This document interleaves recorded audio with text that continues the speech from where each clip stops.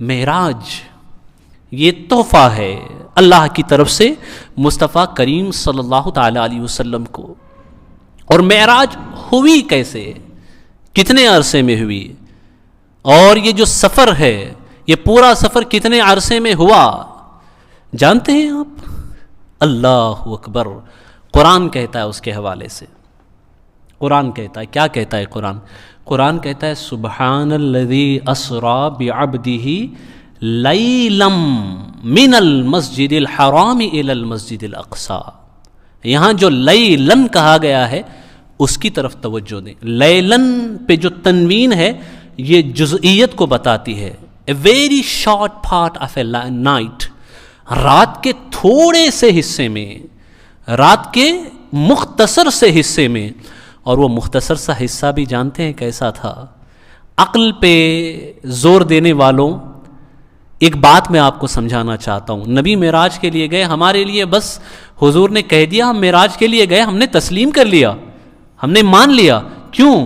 کیونکہ بغیر دلیل کے, بغیر سوچے یا بغیر جانچ و پڑتال کے نبی کی بات کو جو مان لیتا ہے وہ صدیق اکبر بن جاتا ہے, وہ صدیق اکبر بن جاتا ہے. جب ابو جہل نے کہا تھا کہ تمہارے دوست یہ دعویٰ کرتے ہیں کہ رات کے اس حصے میں, تھوڑے سے حصے میں, یہاں سے مسجد حرام سے مسجد اقصیٰ گئے, پھر وہاں سے ساتوں آسمان گئے, جنت دیکھی, دوزخ دیکھی, نمازوں کا تحفہ بھی لے لیا, اللہ سے ملاقات بھی ہو گئی, اور 70,000 حجابات بھی ہٹا دیے گئے, یہ سارا سب کچھ رات کے تھوڑے سے حصے میں کر لیا, آپ کے دوست یہ کہتے ہیں.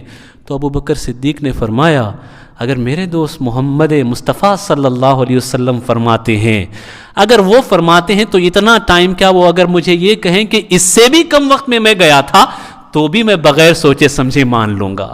اللہ نے فرمایا کہ ابو بکر تم نے میرے محبوب کی تصدیق کی, اب قیامت تک تم کو دنیا صدیق اکبر کہہ کر کے یاد کرے گی, نام سے کم لقب سے زیادہ یاد کرے گی. یعنی پوری کائنات میں منصب بھی تمہارا ہی سب سے اعلیٰ ہوگا انبیاء کے بعد, اور قیامت تک تم سے بڑا سچا مخلوق میں, امت میں کوئی ہوگا ہی نہیں, ہوگا ہی نہیں, تم صدیق اکبر ہو. یہ انعام اللہ نے عطا فرمایا.